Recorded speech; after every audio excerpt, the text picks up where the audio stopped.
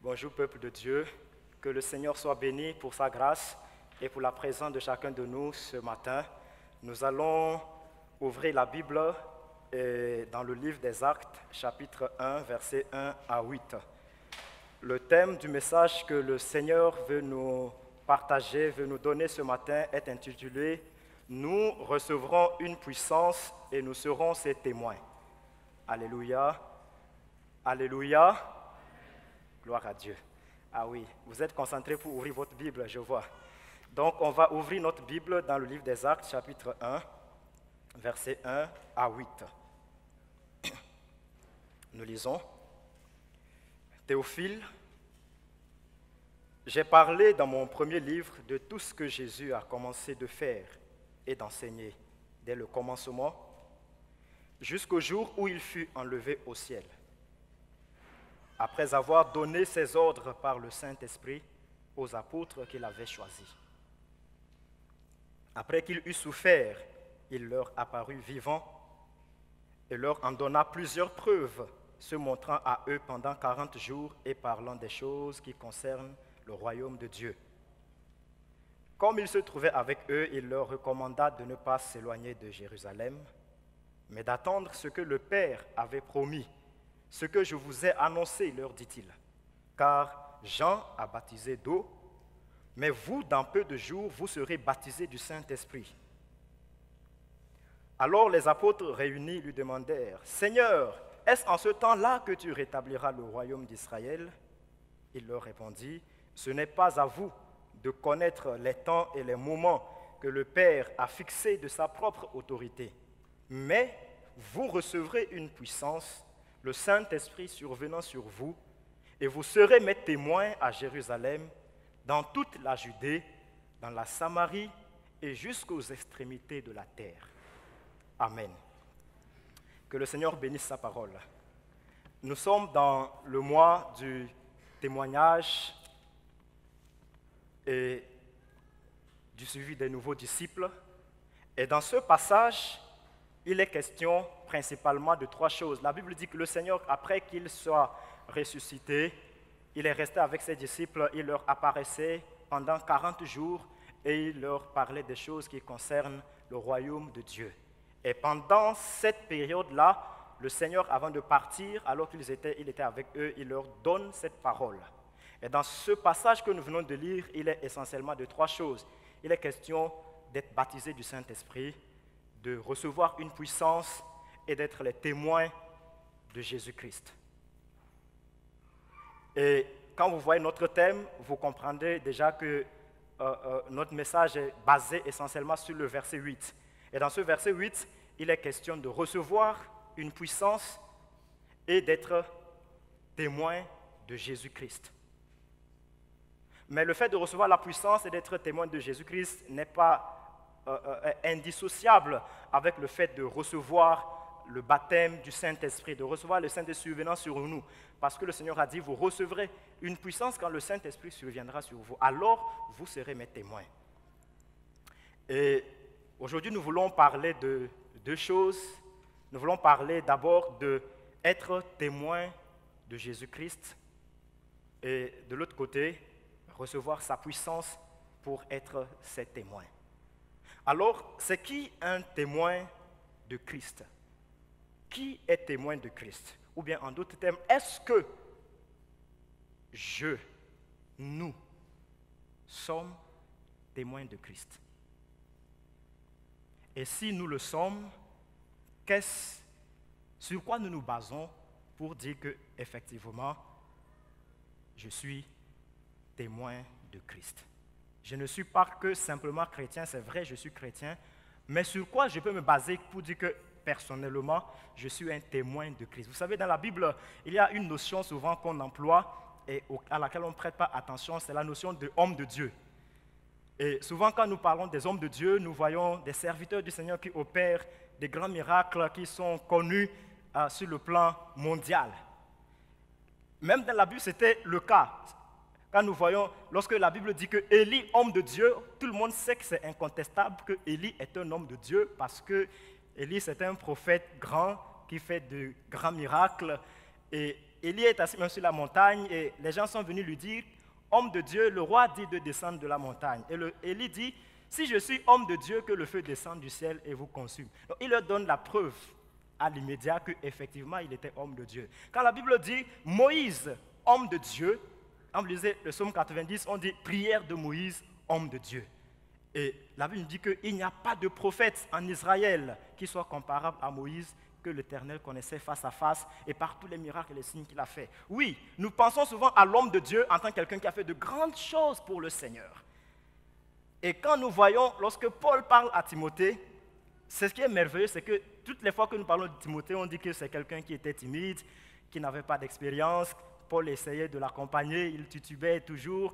On lui a confié des responsabilités, mais il fallait toujours être là pour l'encourager, pour lui dire « Ah, serviteur de Dieu, ne pleure pas. Je me souviens de tes larmes. » Mais quand Paul lui écrit, Paul lui dit « Pour toi, homme de Dieu. » Amen. Et la notion d'homme de Dieu, ce n'est pas seulement celui qui fait de grandes choses pour le Seigneur, mais c'est celui avec qui Dieu est. Amen. Celui avec qui Dieu accepte d'être. Et Dieu n'accepte pas d'être avec tout le monde. Ce n'est pas que Dieu fait de la discrimination, mais Dieu accepte d'être avec ceux qui ont un certain nombre de principes qui lui conviennent et dans lesquels lui-même il peut se retrouver afin de marcher avec ces personnes. C'est de la même manière que nous pouvons transposer pour parler de témoins de Jésus.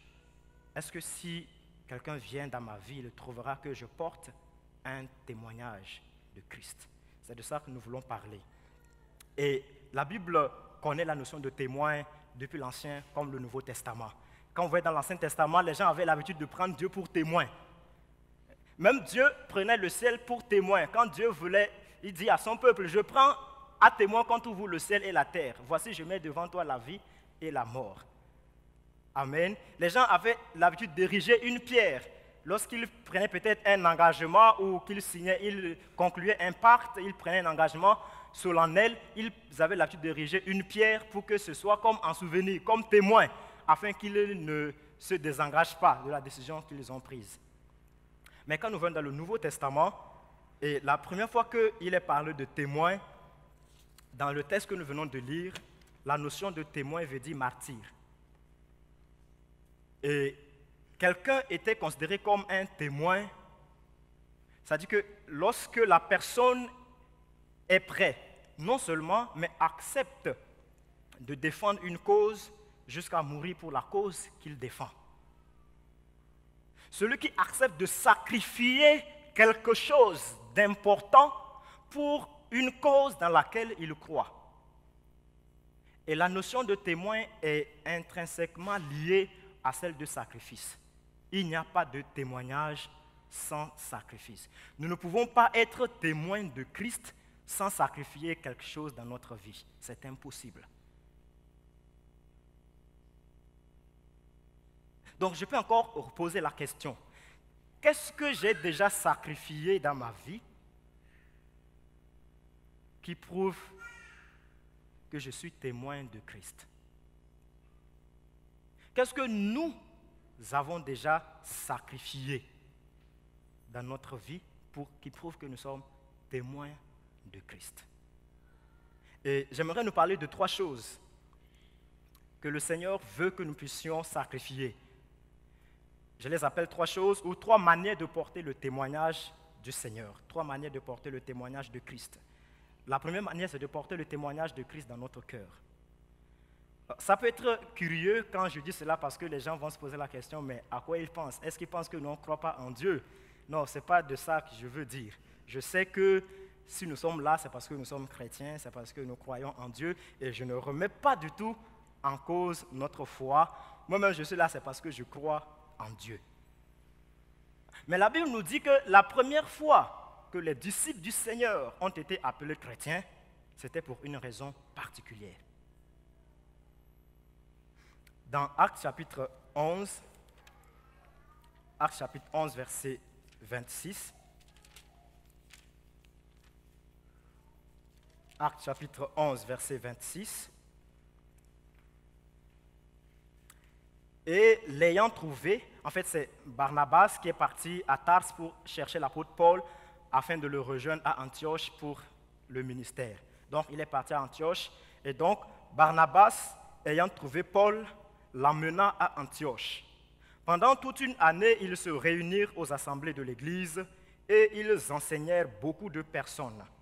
Ce fut à Antioche que pour la première fois, les disciples furent appelés chrétiens. Amen. La Bible dit que dans ce contexte-là, c'est les gens qui ont observé la manière de vivre des disciples de Jésus. Ils ont vu les principes de vie de ces personnes. Ils ont vu ce en quoi ils croyaient et le modèle de vie qu'ils s'étaient fixés eux-mêmes. Et tellement que tout dans leur vie était calqué sur Christ. Ils ne respiraient que par Christ. Oh, aller à l'école, non, on va à l'école de Christ. Façon de manger, on mange à la manière de Christ. Je suis en train de blaguer, mais même les décisions, voyez-vous, on s'habille à la manière de Christ. Notre foyer est organisé à la manière de Christ. Pour nous, c'est Christ ou rien. Et finalement, les gens les ont appelés les chrétiens. Amen. Et aujourd'hui, quand nous parlons du témoignage du Seigneur, donc on voit que c'est des gens qui portaient quelque chose dans leur cœur. C'était vraiment des gens qui portaient quelque chose dans leur cœur.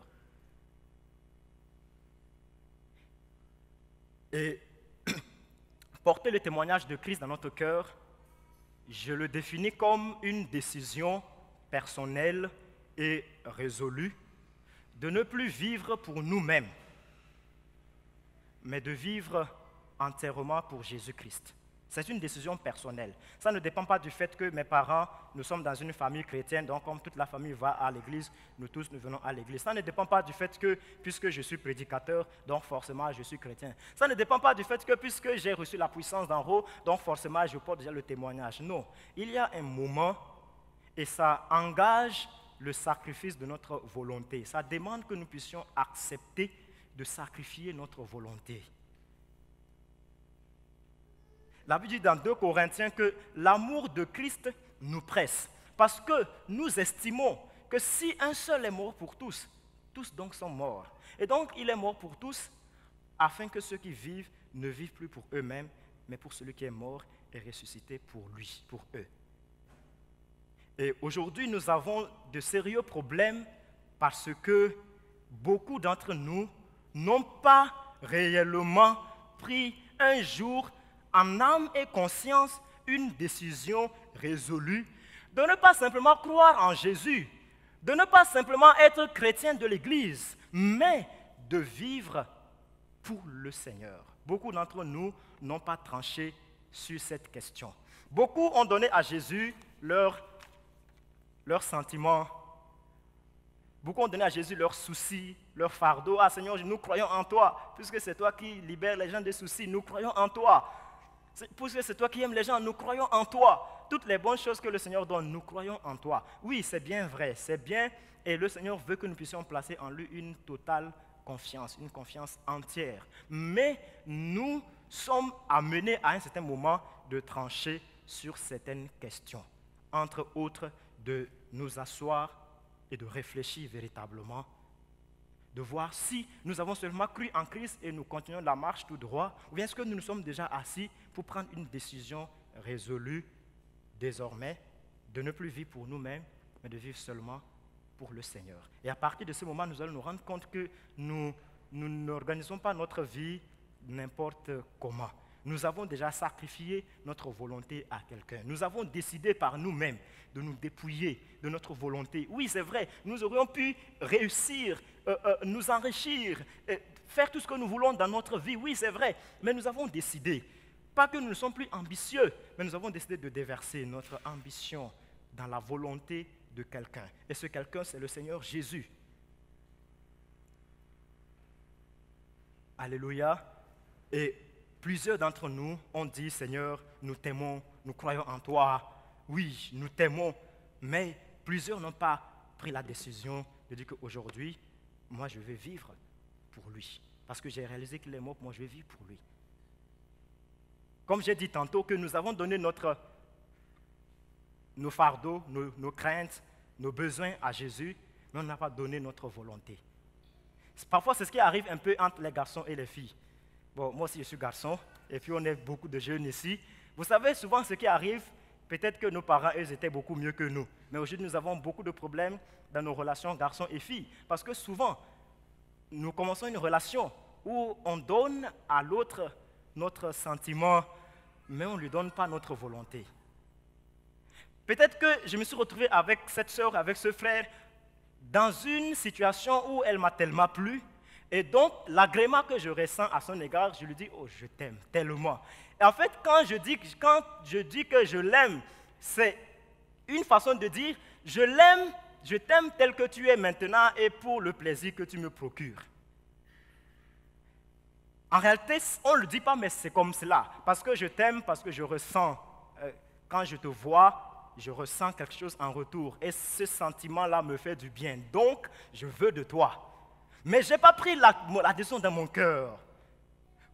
Je décide, quoi qu'il arrive, je veux être avec toi. Beaucoup de gens ont dit je t'aime, ils n'ont pas pris la décision dans leur cœur. Ils ont donné leurs pensées, leurs sentiments, ils n'ont pas donné leur volonté. C'est pourquoi le jour où ça chauffe, le jour où ça change, à l'instant même, automatiquement, lui qui disait que je t'aime, toi, tu ne peux pas comprendre comment est-ce qu'il a changé.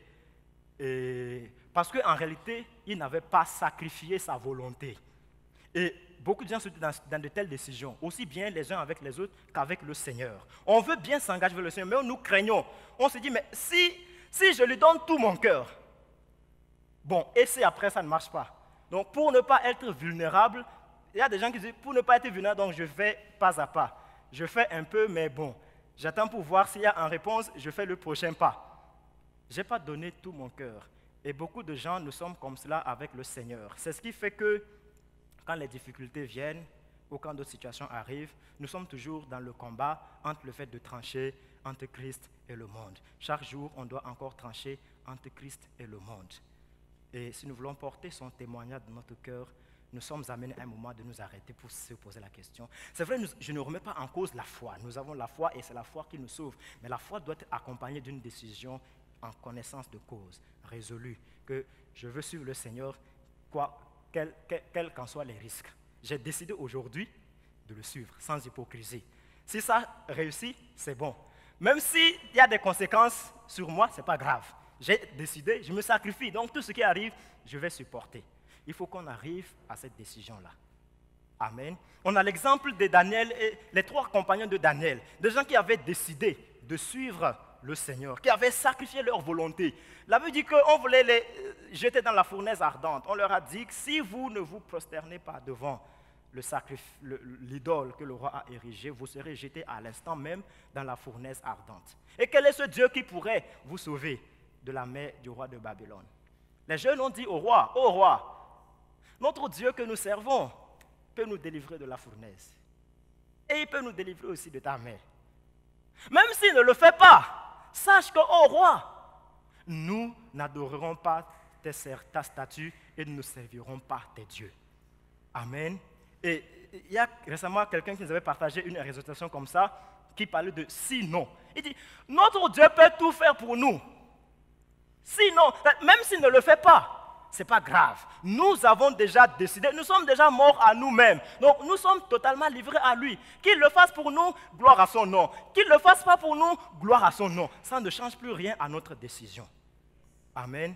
Et aussi longtemps qu'il n'y a pas cette décision dans notre cœur, notre foi n'est pas fondée sur un engagement réel. Et nous ne portons pas véritablement le témoignage de Christ dans notre cœur. C'est pourquoi le témoignage parfois peut être bon, parfois il disparaît. Aujourd'hui je crois, demain je ne crois pas. Amen. Donc nous sommes obligés de choisir, on s'engage à nos risques et périls.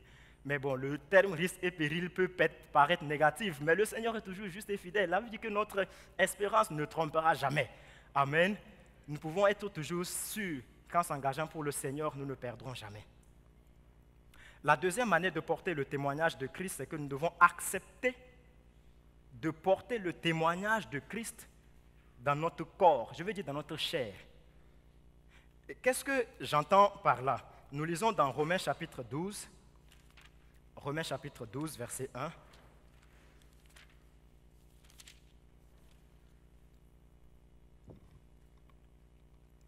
Je vous exhorte donc, frères, par les compassions de Dieu, à offrir vos corps comme un sacrifice vivant, saint, agréable à Dieu, ce qui sera de votre part un culte raisonnable. Alléluia. Dans ce passage, on nous parle d'un sacrifice vivant. Nous tous, nous connaissons le sacrifice, n'est-ce pas? C'est quoi un sacrifice? Quand on parle de sacrifice, on doit forcément égorger quelqu'un, égorger un animal. Amen. Un sacrifice, ça fait mal. On doit toujours égorger quelqu'un, ça fait mal. Mais le problème, c'est qu'ici, on nous dit que c'est un sacrifice qui ne te tue pas, mais qui te laisse toujours en vie. C'est-à-dire que ça te fait mal, mais tu es quand même en vie. Ce n'est pas un sacrifice qui a pour but de te tuer, mais c'est quand même un sacrifice. Et ce sacrifice, il est illustré dans la Bible par ce qu'on appelait les offrandes. Vous savez, dans l'Ancien Testament, il y avait 4 types de sacrifices qu'on offrait à Dieu. Parmi les 4, il y avait ce qu'on appelait les offrandes de gâteaux. Et ces offrandes, la Bible dit que c'était des sacrifices d'une odeur agréable à l'Éternel. Et pourtant, ce n'étaient pas des sacrifices où on versait le sang, on préparait un gâteau, on mettait de l'huile et de l'encens et on brûlait une partie à Dieu. En plus, on mangeait même une partie. Mais la Bible dit que c'était un sacrifice d'une odeur agréable à l'Éternel. Et le Nouveau Testament nous dit qu'en réalité, ce sacrifice de gâteau, c'était l'image du sacrifice de Christ. Non pas lorsqu'il s'est immolé à la croix, mais dans toute sa vie humaine, pendant tout le temps qu'il a marché sur la terre, dans le sens où il a accepté de souffrir dans son corps. La Bible dit qu'il a appris l'obéissance par les choses qu'il a souffertes. Il a souffert dans son corps, étant tenté sans commettre le péché. Il a souffert pour maintenir son corps dans un état qui permettait que ce soit un sacrifice agréable à Dieu. Et nous aussi, porter le témoignage de Jésus dans notre corps, nous sommes amenés, nous sommes obligés d'accepter parfois que notre corps, notre chair puisse souffrir. Amen. Pour la gloire du Seigneur. Notre corps puisse souffrir par rapport au péché. Il y a beaucoup de péchés qui nous font du bien dans la chair. Quand je prends la drogue, je me sens bien. Quand je vais papoter un peu sur Internet pour regarder certaines images, certains films, je me sens bien. Quand je le fais pas, ça brûle dans la chair. Mais porter le témoignage de Christ dans ma chair, c'est d'accepter de sacrifier ma chair. Vous savez, c'est en quoi cette odeur est agréable à Dieu. Lorsque le péché me tente dans ma chair. Oui, la chair veut que je boive. La chair veut que j'aille coucher avec une fille. La chair veut que je puisse mentir pour obtenir cette faveur, pour obtenir cet argent. Ça, ma chair m'attire à cela. Mais parce que je veux porter un témoignage de Christ, j'accepte. Ma chair, oui, c'est vrai, mais c'est un sacrifice. Je te sacrifie. Amen. Et cette douleur-là, le fait que j'accepte de dompter ma chair est une façon, c'est un sacrifice qui fait monter, c'est une odeur qui est agréable à Dieu.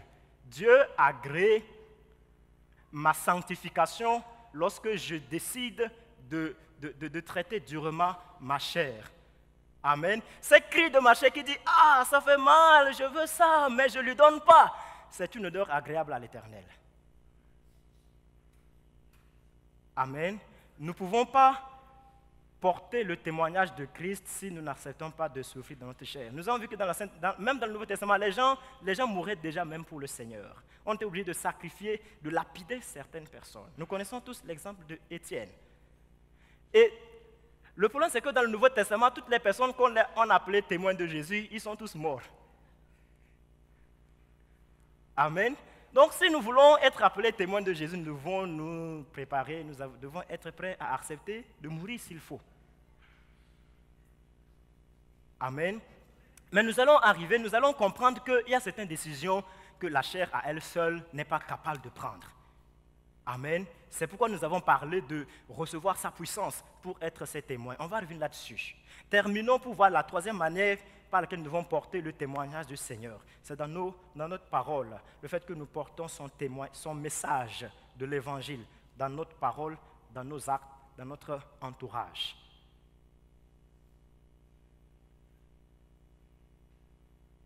Alléluia.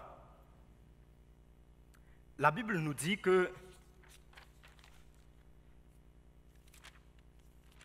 nous sommes appelés à porter le témoignage de Christ dans notre cœur parce qu'il y a un contexte dans nos paroles, dans notre environnement, c'est-à-dire de témoigner de Christ. Quand Jésus était en train de partir, il leur a dit, vous recevrez une puissance et vous serez mes témoins à Jérusalem, dans toute la Judée, dans la Samarie, jusqu'aux extrémités de la terre.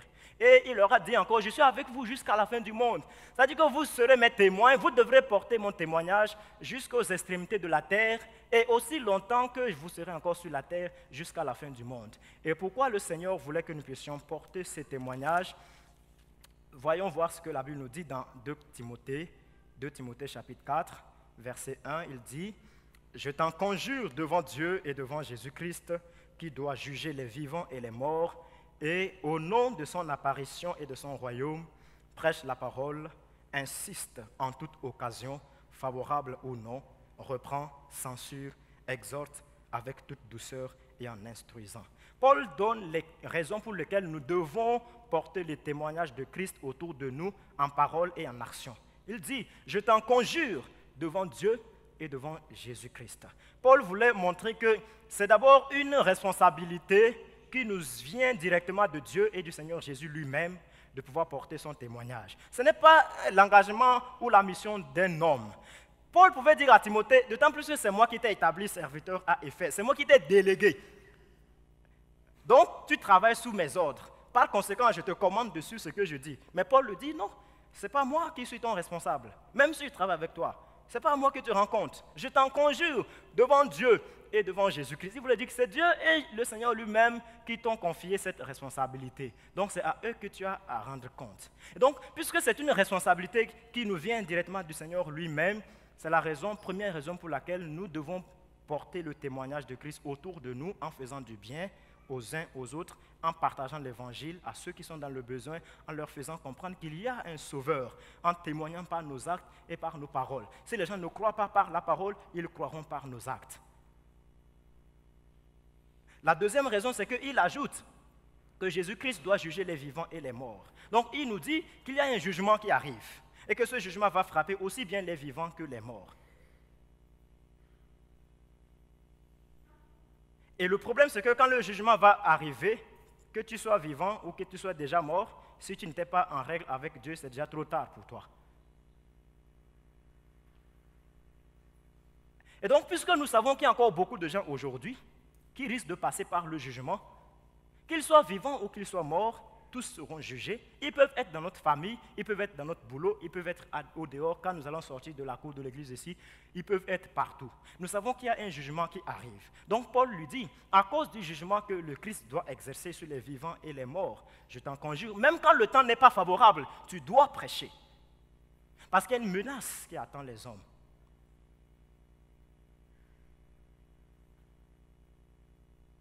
Et la troisième raison, il dit, au nom de son apparition. En fait, ici, il parle de son apparition dans la gloire. Lorsque le Seigneur reviendra dans la gloire, il dit que les rétributions le précéderont. C'est-à-dire que quand ils viendront pour régner avec ses serviteurs, pour dire aux uns aux autres, bon et fidèle serviteur, entre dans la joie de ton maître, reçois ta récompense. Donc il nous parle ici quand le Seigneur reviendra dans la gloire pour donner à ses serviteurs leur récompense, à chacun selon ses œuvres. Il y a une récompense qui nous attend à nous qui témoignons de Christ. Amen. Il y a une récompense qui nous attend pour ce que nous faisons, soit en parole, soit en action, dans le but de pouvoir faire propager le témoignage de Jésus-Christ. Et nous le recevrons à l'apparition du Seigneur. Et c'est la troisième raison pour laquelle nous devons porter son témoignage par les paroles et par les actions. Et la quatrième raison, c'est qu'il nous parle de son royaume. Alléluia. Christ est en train de bâtir son royaume. Et nous sommes les partisans, les constructeurs de ce royaume. Et nous savons que sur la terre, il y a deux royaumes en opposition, le royaume de Dieu et le royaume des ténèbres. Et nous devons être de ceux qui combattent par la prière, qui combattent dans nos actions, qui combattent par l'évangile, de sorte à pouvoir sortir les gens du royaume des ténèbres pour les faire passer vers le royaume du Seigneur. Alléluia. Et le Seigneur a dit qu'ils sont beaux aux yeux de Dieu, les pieds de ceux qui annoncent de bonnes nouvelles. Ils sont beaux aux yeux de Dieu. Dieu n'oublie pas ces gens. Dieu n'oublie pas leurs œuvres. Dieu n'oublie pas le témoignage que nous rendons pour lui. Ce sont les raisons pour lesquelles nous devons porter son témoignage dans nos actions et dans nos paroles. Maintenant, venons à la deuxième partie de notre message, recevoir une puissance, recevoir sa puissance afin de porter son témoignage. Nous avons besoin de recevoir la puissance du Saint-Esprit pour porter le témoignage de Christ aussi bien dans notre cœur que dans notre chair, que dans nos actions et dans nos paroles. Alléluia. Il y a certaines décisions que la chair à elle seule ne peut pas prendre. La chair est trop fragile pour prendre certaines décisions, pour que ça marche. Le modérateur nous a dit, sans moi, vous ne pouvez rien faire. Et quand nous revenons dans notre texte de base, où le Seigneur, quand vous voyez dans de Acte 1, 4 à 8, le Seigneur, en réalité, il nous parle de deux choses. Il dit d'abord que, tout comme Jean avait baptisé d'eau, vous, dans peu de jours, vous serez baptisés du Saint-Esprit. Et ensuite, il leur dit au verset 8 que vous recevrez une puissance, le Saint-Esprit survenant sur vous, et vous serez mes témoins. Et j'aimerais que nous puissions juste éclaircir avec la parole de Dieu sur quelques éléments en rapport avec la façon dont l'Esprit de Dieu vient sur nous, opère en nous, en essayant de comprendre c'est quoi le baptême du Saint-Esprit, c'est quoi être baptisé du Saint-Esprit, et pourquoi nous avons besoin d'être baptisés du Saint-Esprit. Je voudrais aussi que nous parlons de l'effusion du Saint-Esprit. Quand le Seigneur dit « Je répandrai mon esprit sur vous », qu'est-ce qu'il voulait dire par là? Et nous allons aussi parler de la plénitude du Saint-Esprit. La Bible dit « Soyez continuellement remplis du Saint-Esprit ». Et ces choses sont essentielles pour que nous puissions porter un témoignage vivant, un témoignage à la gloire du Seigneur. Alléluia. Quand Jésus dit que vous serez baptisés du Saint-Esprit, nous devons comprendre que c'était une réalité particulière qui n'avait jamais eu lieu auparavant, dont le Seigneur était en train de parler. Il leur dit, tout comme Jean a baptisé d'eau, dans peu de jours, vous serez baptisés de l'Esprit. Et toutes les fois que la Bible parle du baptême, il parle toujours d'un signe qui marque notre entrée ou notre appartenance à une nouvelle entité à laquelle on n'appartenait pas auparavant. Donc, le baptême du Saint-Esprit aussi a pour but de nous faire entrer dans une nouvelle entité à laquelle on n'appartenait pas. On ne peut pas y appartenir sans cela. Et cette entité devrait naître le jour de la Pentecôte. C'était l'Église. Le Seigneur voulait leur faire comprendre que dans peu de jours, l'Esprit va descendre. Quelque chose va se passer. Quand l'Esprit descendra sur vous, vous serez baptisés du Saint-Esprit. Jésus leur avait dit que je bâtirai mon Église. En fait, ce sont des choses qui sont liées. Mais souvent, quand on ne voit pas, on ne comprend pas le lien. Et le jour de la Pentecôte, quand l'Esprit de Dieu est descendu, quelque chose de nouveau s'est passé. C'est qu'il y a une nouvelle entité qui est née sur le plan spirituel qu'on appelait l'Église. Et l'apôtre Paul dit dans Éphésiens que cette Église-là, c'était un mystère qui était caché de tout temps en Dieu lui-même. Ce n'était même pas dans les Écritures. Il dit que ce mystère n'avait pas été révélé aux fils des hommes dans les autres générations. Même les prophètes qui ont parlé à propos du Christ, ils ne connaissaient pas le mystère de l'Église, corps de Christ. Même Daniel qui a eu la vision des 7 semaines, les gens disent avec exactitude, Daniel a annoncé tous les événements qui devraient se passer jusqu'à la venue de Christ. Mais quand vous lisez les 7 semaines de Daniel, avant la 7e semaine, il y a un vide et Daniel n'explique pas ce qui se passe pendant ce vide. Dieu avait sciemment caché le mystère de l'Église en lui-même, afin que quand le temps sera manifesté, Paul dit que, à moi qui suis le moine de tous les saints, cette grâce m'a été accordée de révéler cela. Donc quand le temps est arrivé, le Seigneur a révélé, il a montré c'était quoi l'Église. Et l'Église est née par la descente du Saint-Esprit. Et cette descente qui devrait faire naître un nouveau corps, c'est ce que la Bible appelle le baptême du Saint-Esprit. Et l'apôtre Paul dit que nous sommes baptisés de l'Esprit pour former un corps nouveau. Mais pour nous, la réalité est encore plus profonde. Parce qu'en réalité, c'est une promesse que Dieu avait faite longtemps, qu'il allait opérer quelque chose dans notre cœur. par le Saint-Esprit. Et c'est quelque chose, nous le lisons dans Ézéchiel chapitre 36. Ézéchiel chapitre 36, versets 25 à 27. La Bible dit, « Je répandrai sur vous une eau pure et je vous purifierai. Je vous purifierai de toutes vos idoles, et de toutes vos souillures et de toutes vos idoles. Je vous donnerai un cœur nouveau, je mettrai en vous un esprit nouveau. J'ôterai de votre corps le cœur de pierre et je vous donnerai un cœur de chair. Je mettrai mon esprit en vous et je ferai en sorte que vous suiviez mes ordonnances et que vous observiez et pratiquiez mes lois. » Le Seigneur avait annoncé longtemps d'avance que le jour vient où Dieu lui-même va mettre en vous, en nous, un cœur nouveau. Et il va mettre en nous aussi un esprit nouveau qui sera son esprit lui-même. Et avant de mettre l'esprit, il dit, je vais répandre sur vous une eau pure. En fait, c'était des images imagées. Dieu ne voulait pas dire que le jour vient où je vais faire tomber la pluie sur vous, je vais vous nettoyer et puis je vous mets sur un lit d'opération, je vais déchirer, je fais sortir votre cœur et je vais mettre un nouveau corps, un nouveau cœur. C'était une image, un langage imagé pour dire que le jour vient où je vous purifierai par ma parole. Le jour vient également où j'opérerai en vous pour transformer votre cœur afin de faire de vous des hommes nouveaux, de vous donner un cœur nouveau et un esprit nouveau. Et cette nouveauté de cœur et d'esprit, ça s'appelle la régénération. Et l'apôtre Paul parle à titre, il dit que nous sommes sauvés par le baptême de la régénération et le renouvellement du Saint-Esprit. Jésus avait dit à Nicodème, vous devez être baptisés d'eau et d'esprit pour entrer dans le royaume des cieux. Amen. Ces choses sont liées. Et sans cela, nous ne pouvons pas faire partie du corps de Christ. Nous ne pouvons pas entrer dans cette entité-là que le Seigneur a formée. La Bible dit que sans l'Esprit de Christ, personne, celui qui n'a pas l'Esprit de Christ ne lui appartient pas. Amen. Et nous avons besoin de cette action de l'Esprit dans notre cœur, parfois pour pouvoir prendre certaines décisions. Au début, je nous ai parlé de prendre la décision pour le Seigneur, mais j'ai précisé que la chair, elle seule, ne peut pas prendre certaines décisions. Aussi longtemps que Dieu n'a pas opéré un changement dans le cœur de quelqu'un, il y a certaines décisions que la personne ne pourra jamais prendre. Vous pouvez lui enseigner tous les principes de la sainteté. Vous pouvez même aller chercher les anges au ciel pour venir prêcher, mais aussi longtemps que quelque chose n'aura pas été changé dans le cœur de cette personne, même si la sainteté c'est un habit que vous déposez sur lui, ça finira par tomber. Pour dire que la sanctification, l'engagement avec le Seigneur n'est pas le résultat d'une décision extérieure, mais c'est quelque chose qui vient d'abord de l'intérieur. Amen.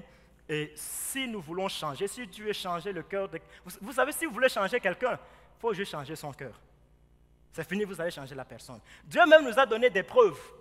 Vous savez, il y avait à Babylone un roi qui était arrogant, qui s'appelait Nebuchadnezzar, qui croyait qu'il avait tellement la gloire jusqu'au-dessus de Dieu. Dieu lui a dit, donc on va voir qui est qui et qui peut faire quoi.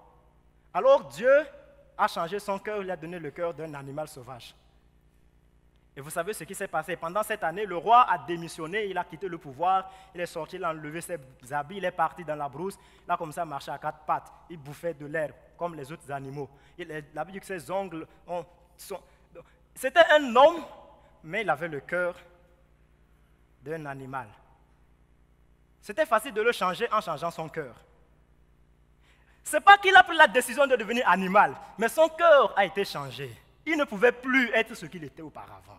C'est comme ça quand le Seigneur opère dans la vie de quelqu'un. Quelqu'un change sans effort parce que Dieu a changé son cœur. Amen. Celui qui était brigand, qui était voleur, sans force, il n'a pas décidé, mais il ne peut plus être brigand parce que son cœur est changé, quelque chose est changé en lui. Ça, c'est l'action, c'est la puissance de l'Esprit de Dieu.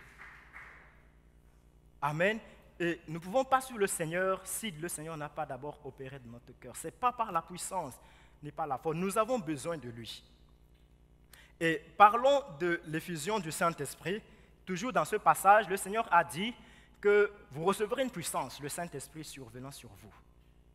Et c'est une prophétie qui avait été annoncée par un autre prophète qui s'appelle Joël.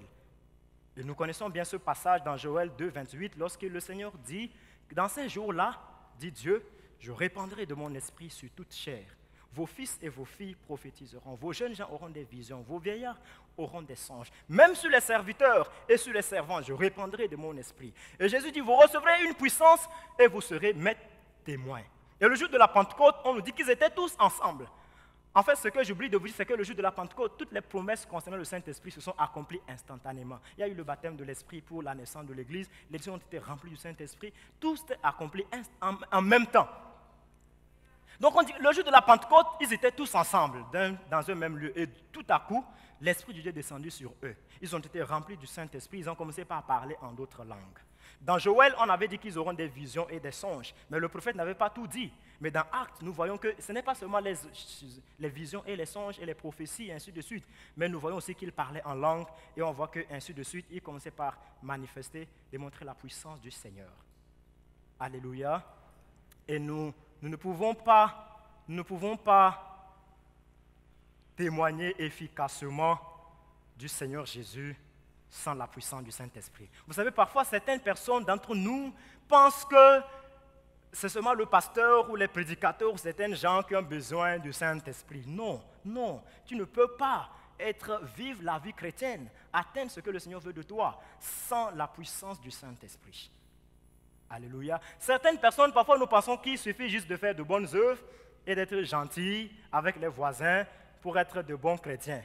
Tu as beau être gentil avec ton voisin pendant 10 ans, mais ton voisin, il reste toujours le même, rien n'a changé. Toute la gentillesse que tu as faite envers lui, ça n'a rien changé dans son cœur. Ce n'est pas la gentillesse qui va le changer.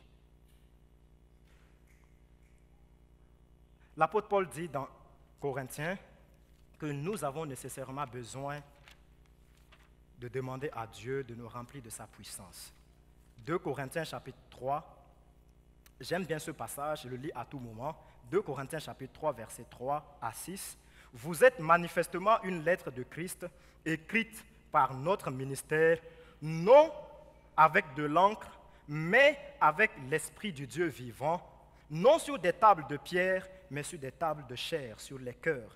Cette assurance-là, nous l'avons par Christ auprès de Dieu. Ce n'est pas à dire que nous soyons capables par nous-mêmes de concevoir quelque chose comme venant de nous-mêmes. Notre capacité, au contraire, vient de Dieu.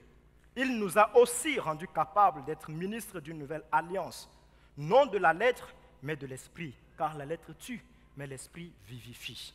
L'apôtre Paul explique en quelques mots le sens du ministère chrétien, peu importe sa forme. L'apôtre Paul, c'est vrai qu'il était un prédicateur. Moi, je peux être un chantre.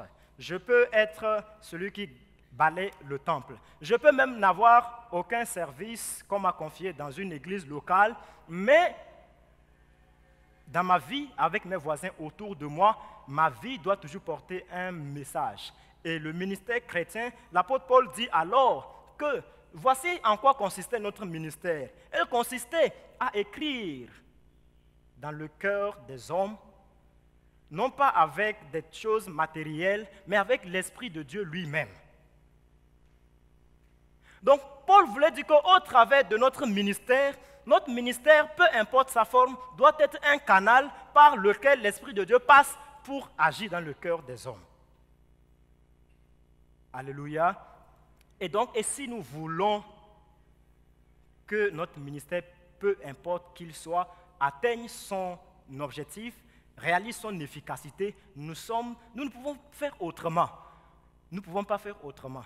L'Esprit de Dieu, ce n'est pas notre esprit.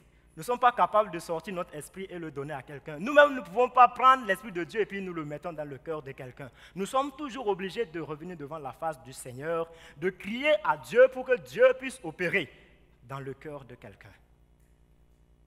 Alléluia. C'est pourquoi il dit que nous avons besoin de sa puissance. Et toi et moi, mon frère, ma soeur, toi aussi tu as besoin de sa puissance. Même si tu es assis derrière, même si tu es assis en haut, même si tu es assis au milieu, même si tu penses que toi tu viens à l'église, tu t'assois simplement et puis tu repars, toi aussi tu as besoin de la puissance du Saint-Esprit. Amen. Jésus ne pouvait pas nous envoyer pour annoncer sa parole, simplement nous envoyer dans la chair pour aller faire face aux puissances du monde des ténèbres. La chair ne peut pas lutter contre les choses spirituelles. Le Seigneur le savait.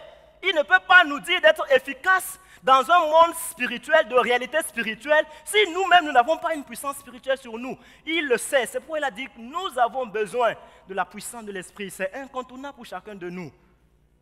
Le Seigneur ne peut pas nous dire d'aller prêcher pour que les gens soient sauvés, alors qu'il sait que nous-mêmes ne sommes pas capables de transformer le cœur des gens. Comment est-ce que nous allons faire? Nous avons forcément besoin de la puissance du Saint-Esprit. Et c'est ce que le Seigneur nous a promis. C'est nécessaire pour que nous puissions porter. Comme ça, quand nous allons porter son témoignage en action et en parole, en même temps, la puissance de l'Esprit est à l'œuvre. Amen. Écoute souvent le témoignage des gens qui viennent gentiment, il prend le temps chez lui, il prie, prépare un repas, il va donner à son voisin, gentiment. Mais il prie toujours pour ce voisin. Le voisin bouffe seulement le repas de son voisin, mais quelque chose touche son cœur. Ce n'est pas qu'un repas. Amen. C'est un repas de ministère. Alléluia. Donc, il y a des actions que nous posons qui sont accompagnées par la puissance de l'Esprit de Dieu à l'ombre. Et c'est ce qu'il nous faut. Les actions en eux seules ne suffisent pas. Les paroles en elles seules ne suffisent pas. Amen. Et donc, nous finissons en parlant de la plénitude du Saint-Esprit. Et voyez-vous, ce qui me marque à propos de la plénitude du Saint-Esprit, c'est que depuis l'Ancien Testament jusqu'au Nouveau Testament, on ne nous parle que de la plénitude du Saint-Esprit. Lorsque vous lisez, lorsque Moïse voulait construire le tabernacle, Dieu a dit à Moïse, sache que j'ai choisi Bethsaléel et Oholiab, et je les ai remplis de l'Esprit de Dieu.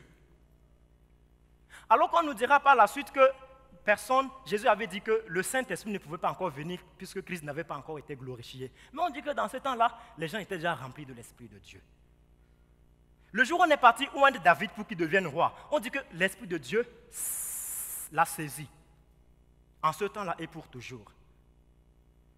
Lorsque Samson se trouve devant le lion, ou devant 1000 Philistins, ou devant n'importe quelle circonstance, chaque fois que la surprise tombe sur lui, on dit que l'Esprit de Dieu le saisit et nous voyons les actions qu'il accomplit.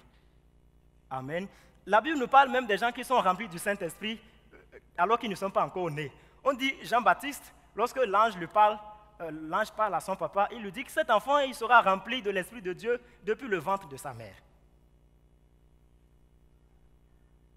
Nous avons parlé de Étienne. Lorsqu'on est en train de lapider Étienne, qu'est-ce qui se passe? On dit que Étienne, rempli du Saint-Esprit, il voit le ciel ouvert.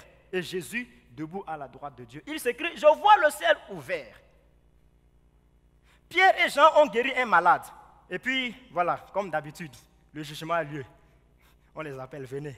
Vous devez, au nom de qui ou par quelle autorité vous faites ces choses? Alors qu'ils savaient bien.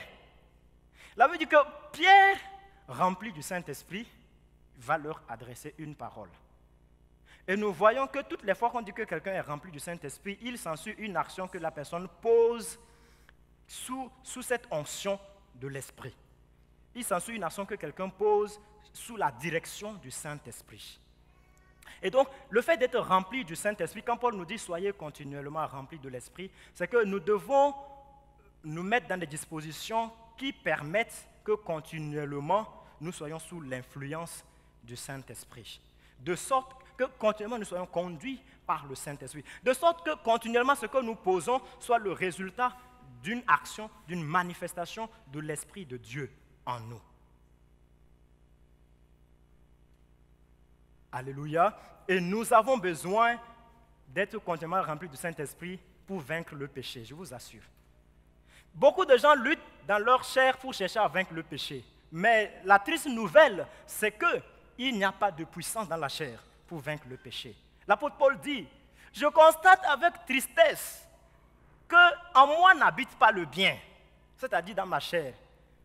Dans ma chair, il n'habite pas le bien. Dans votre chair aussi, il n'habite pas de bien, même si tout le monde paraît si gentil. Le bien n'habite pas dans la chair de quelqu'un. Pour dire que, quand vous voyez, la Bible nous enseigne toujours, tout ce qui concerne la vertu, la sainteté, on nous dit toujours de rechercher. Ça veut dire que c'est des choses que nous n'avons pas en nous-mêmes. La capacité pour vaincre le péché, pour faire le bien selon Dieu, se trouve dans quelqu'un d'autre. Et ce quelqu'un, c'est l'Esprit de Dieu. Amen.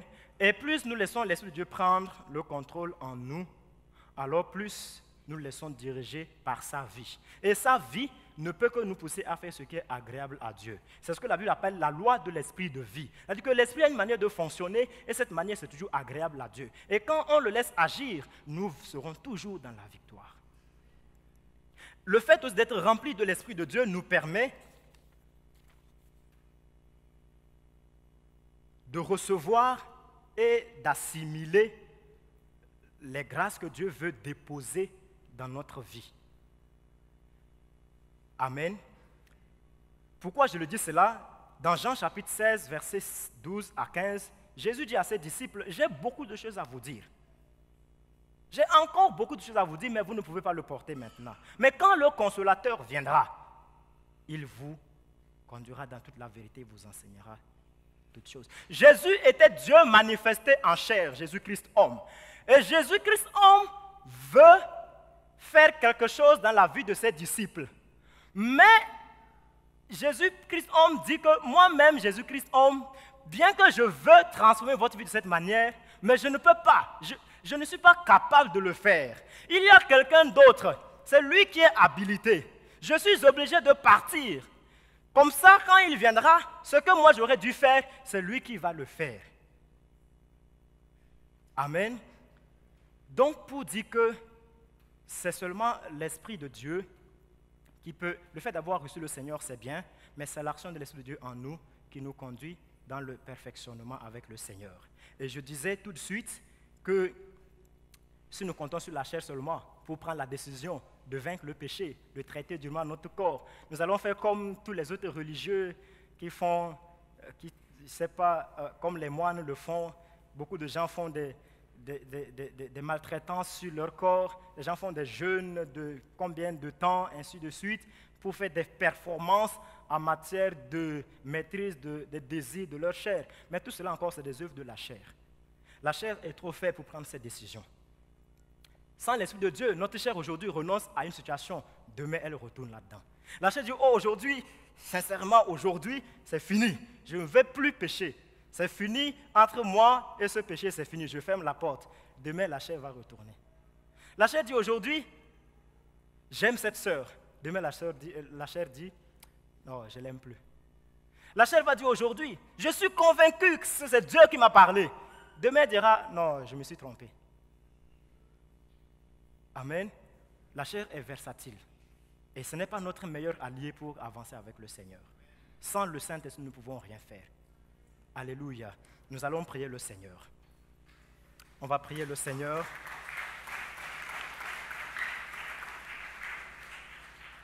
On va prier le Seigneur. Nous avons vu que porter le témoignage de Christ dans notre cœur, c'est une question de décision, mais ce n'est pas qu'une décision charnelle de la volonté de l'homme. C'est plus que cela. C'est l'opération de Dieu qui change le cœur de l'homme et qui fait que la décision de vivre entièrement pour Christ devient naturelle. Nous avons vu également que pour ceux qui sont déjà nés de Dieu, nous sommes appelés à porter le témoignage de Dieu même dans notre chair. Nous sommes parfois obligés de sacrifier la chair. On ne peut pas être témoin sans avoir sacrifié quelque chose. Nous sommes obligés de sacrifier la chair afin que les cris de la chair, les cris de douleur de la chair, qui ne trouvent plus à se satisfaire, soient agréables à Dieu. Nous avons besoin de son revêtement, de sa puissance, pour que le travail de notre témoignage, quand nous voulons toucher les gens, quand nous voyons les situations autour de nous, on voit beaucoup de gens qui sont malades, on voit des situations qui dépérissent autour de nous, on voit parfois la désolation, le désespoir dans nos familles, autour de nous, on se sent impuissant, malheureux. On est même malheureux d'être chrétien parce qu'il y a seulement des situations déplorables de notre famille que nous ne savons même pas comment faire. Mais le Seigneur nous a dit que nous avons besoin de la puissance de son esprit. Nous allons prier chacun pour son besoin. On va demander au Seigneur selon sa promesse qu'il puisse opérer une action de l'Esprit de Dieu dans nos cœurs, dans nos vies. Au nom de Jésus, nous élevons la voix. Excellent Dieu de grâce, venons à toi, ô notre Dieu. Seigneur, nous savons que sans toi, nous ne pouvons rien faire. Nous savons, Seigneur mon Dieu de gloire, que sans ton opération dans nos cœurs, ô Dieu, il nous est impossible de porter ton témoignage. Nous pouvons t'aimer avec nos sentiments, nous pouvons t'aimer avec nos désirs, nous pouvons t'aimer avec nos craintes, avec nos recherches de solutions, mais nous avons besoin que notre cœur, notre volonté te soit livrée. Seigneur, nous prions, oh mon Dieu, que tu opères dans nos cœurs. Révèle-toi à nous, Seigneur. Fais en sorte, oh Dieu, que l'amour de Christ aussi, Seigneur mon Dieu de gloire, puisse s'imprimer dans notre cœur, afin que nous aussi nous puissions réaliser, Seigneur éternel, en nous, cette réalité de ta parole qui dit que l'amour de Christ nous presse, parce que nous-mêmes, nous estimons, nous avons décidé, nous avons choisi par nous-mêmes, désormais de vivre non plus pour nous-mêmes, mais de vivre pour toi, peu importe le prix que nous devons payer. Seigneur, nous avons besoin de ton action dans nos vies. Oh Père, regarde, Seigneur mon Dieu des armées, la grande mission que tu nous as confiée, Papa.